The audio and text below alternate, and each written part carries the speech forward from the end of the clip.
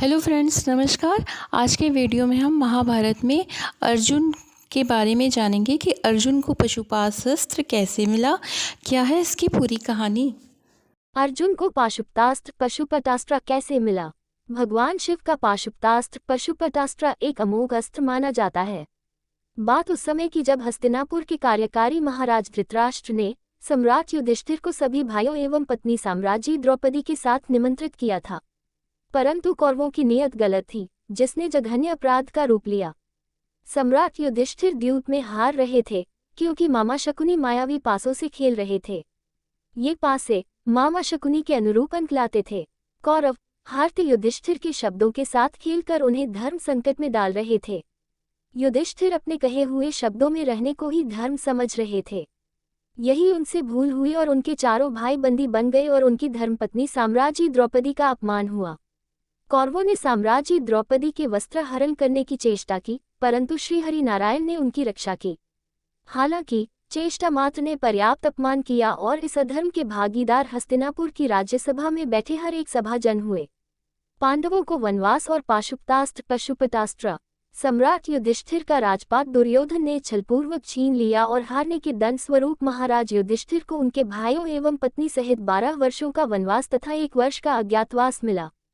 जब वे जंगल की ओर प्रस्थान कर रहे थे, तभी भगवान श्री कृष्ण ने सभी पांडवों को अपनी अपनी शक्ति में वृद्धि करने हेतु अलग अलग मार्ग सुझाए। भगवान श्री कृष्ण के मार्गदर्शन एवं अपने पूर्वज महर्षि वेदव्यास की सलाह पर अर्जुन भगवान शिव से पाशुपतास्त्र पशुपतास्त्र प्राप्त करने हिमालय की तराई में चले गए। अर्जुन की तपस्या। वहां वह उस वन में रहते थे जहां जगह जगह पर ऋषि मुनि की कुटिया बनी थी। वही एक कुटिया अर्जुन की भी थी। उस वन में तरह तरह के पशु पक्षी रहते थे। पहाड़ों से झरने गिरते थे, मानो वन नहीं बल्कि स्वर्ग का एक हिस्सा हो। वही अर्जुन अपने अंगूठे के बल खड़े होकर तपस्या में लीन थे। उन्होंने खाना पीना भी छोड़ दिया था। वह केवल हवा पीकर रहते थे। उनका शरीर सूख गया था, बाल दाढ़ी मूछें बढ़ गई थी, परंतु उनके चेहरे का तेज ऐसे बढ़ते जा रहा था मानो दूसरा सूर्य निकल रहा हो। कुछ दिनों के पश्चात अर्जुन के शरीर से निकल रहा तेज उस जगह की रोशनी को अत्यधिक बढ़ा चुका था। इतना प्रकाश हो चुका था कि वहां आंखें खोलना मुश्किल था। ऋषि मुनियों का त्राहिमाम। इतना ही नहीं, वहां का तापमान भी बढ़ता जा रहा था और अब वहां ऋषि मुनियों के लिए रहना मुश्किल हो गया था। पशु पक्षी भी उस प्रकाश एवं तापमान से परेशान थे। कष्ट तो इस ऊर्जा से अर्जुन को भी हो रहा था, पर यह कष्ट अधर्म और अन्याय के कष्ट से कहीं कम था। वह अपनी तपस्या से हिलने को तैयार नहीं थे, परंतु ऋषि मुनि सहित सभी जीवों का जीवन दूभर हो रहा था। ये देखकर वहां के ऋषि मुनियों ने शिवजी की पूजा करनी शुरू कर दी और उनसे कहने लगे कि इस तपस्वी से उनकी रक्षा की जाए। त्राहिमाम त्राहिमाम करने लगे। तभी उन ऋषि मुनियों के लिए भविष्यवाणी हुई कि हे जन, घबराए नहीं, अर्जुन के तप से आपका अनिष्ट नहीं होगा। पांडु पुत्र अर्जुन मुझसे पाशुपतास्त्र पशुपतास्त्र प्राप्त करना चाहते हैं, इसलिए इतनी कठिन तपस्या कर रहे हैं और मैं उनकी तपस्या से प्रसन्न हूँ। ये सब अतिशीघ्र शांत हो जाएगा। तब ऋषि मुनियों को सब ठीक हो जाने की आस जगी। जंगली सुअर का आक्रमण। इसी के पश्चात मुनियों के आश्रम में एक बड़े से जंगली सुअर का हमला हुआ। ऋषि मुनि, कन्याएं, बालक, वृद्ध सब यहाँ वहाँ भागने लगे। तभी अर्जुन को अपने क्षत्रिय धर्म का एहसास हुआ और उन्होंने अतिशीघ्र उस जंगली सुअर की ओर अपने धनुष को खींचा और वह जंगली सुअर वहीं ढेर हो गया। अर्जुन के बाण के साथ ही साथ जंगली सुअर की छाती में एक और भी बाण लगा था। वह बाण एक किरात का था, जो दूर से उस जंगली सुअर का पीछा करता हुआ आ रहा था। जब किरात ने उस जंगली सुअर को मारने की बात कही, तब अर्जुन मुस्कुराते हुए बोले, इस जंगली सुअर को इतनी दूर से भेदना इतना भी आसान नहीं है किरात प्रभु। यह मेरे बाण द्वारा भेदा गया है। किरात और अर्जुन का युद्ध। इस पर किरात ने कहा, क्षत्रिय प्रतीत होते हो, मेरे साथ युद्ध करो तो जानू वास्तव में क्षत्रिय हो या नहीं, अन्यथा बड़ी बड़ी बातें तो कोई भी कर सकता है। युद्ध कर सिद्ध करो कि इस जंगली सुअर को तुम्हारे बाणों ने भेदा है। अर्जुन ने किरात से कहा, मैं अभी एक तपस्वी हूँ, ऋषि मुनियों के बीच ऐसे कार्य शोभा नहीं देता। परंतु किरात ने अर्जुन पर बाण चलाने शुरू कर दिए।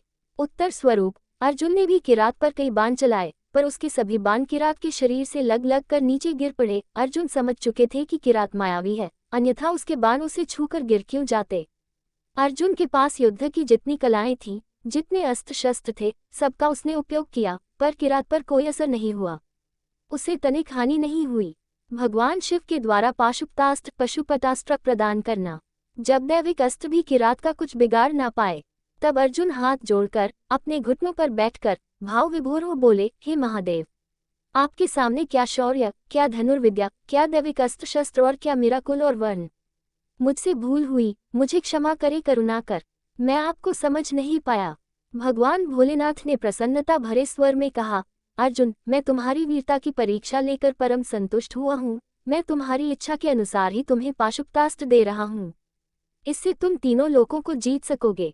अर्जुन का उद्देश्य पूर्ण हुआ। सृष्टि के इतिहास में शौर्य की नैवेद्य से शिवजी को संतुष्ट करने वाला अकेला अर्जुन ही है। अर्जुन को भगवान शिव से पाशुपतास्त्र मिला था। यह अस्त्र विनाशी माना जाता है और यह किसी भी सृष्टि को नष्ट कर सकता है। अर्जुन ने इस अस्त्र का इस्तेमाल कर्ण और जयद्रथ के खिलाफ किया था। पाशुपतास्त्र को रौद्रास्त्र और ब्रह्मशिर के नाम से भी जाना जाता है। ये 6 मंत्रमुक्त हथियारों में से एक है। इसका विरोध नहीं किया जा सकता। इसका प्रहार से बचना शत्रु के लिए नामुमकिन होता है। यह अस्त्र माता काली का भी अस्त्र होता है। ये ब्रह्मास्त्र को भी रोक सकता है। अर्जुन ने वनवास के दौरान घोर तपस्या की। भगवान शिव ने अर्जुन की परीक्षा ली। अर्जुन इस परीक्षा में सफल हो गया था। तब भगवान शिव ने प्रसन्न होकर उसे यह पाशुपतास्त्र दिया था। अर्जुन ने इस अस्त्र का इस्तेमाल कर्ण और जयद्रथ के खिलाफ किया था।